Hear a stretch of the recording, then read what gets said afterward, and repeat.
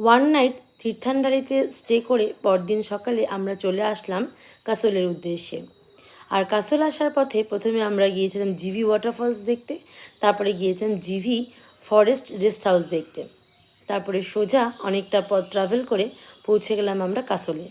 কাসলেও আমরা one night stay করেছি। পরের দিন সকালে আমরা হোটেল থেকে আমরা গিয়েছিলাম মণিকরণের উদ্দেশ্যে। জায়গাটি কিন্তু বেশ সুন্দর। এই জায়গাটি আমার কাছে এবছর প্রথম, এর আগে আমি মণিকরণ দেখিনি।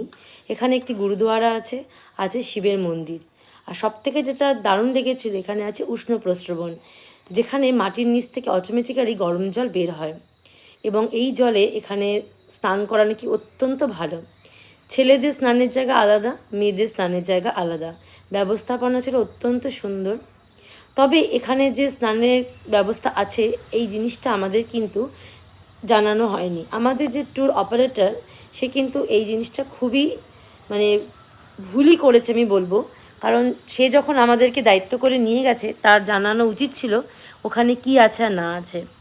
ওরা কিন্তু টিমের প্রত্যেকেই সবাই জানতো এবং প্রত্যেকেই সেই মতো রেডি হয়ে ওরা গেছে যে ওখানে স্নান করবে বলে। একমাত্র আমরা দুজন, যেটা আমরা জানতাম না, আমরা হোটেল থেকে ফ্রেশ হয়ে আমরা বেরোই মণিকরণের উদ্দেশ্যে। সেখানে গিয়ে দেখতে পারলাম এই ব্যবস্থাপনা রয়েছে। তখন ভীষণ আমি আফসোস করছিলাম, যদি আমিও জানতাম তাহলে হয়তো আমরাও এখানে স্নান করার চেষ্টা করতাম, কিন্তু যেহেতু আমরা জানতাম না তো সেক্ষেত্রে সেটা আমরা করতে পারিনি। এটা আমাদের ট্যুর অপারেটরের ভীষণই একটা মিসগাইড হয়েছে আমাদের সাথে। এই জায়গাটি ছিল ছেলেদের স্নানের ঘর আর মেয়েদেরটা আরেকটা জায়গায়। ভীষণই সেফ সিকিওর ছিল ব্যাপারটা, খুবই সুন্দর। এই জলটা ছিল বেশ গরম জল, ভালো অনেকেই দেখলাম স্নান করছে। ছেলেদের স্নানের জায়গা দুটো ছিল, বেশ সুন্দর লাগলো আমার এই জায়গাটা কিন্তু।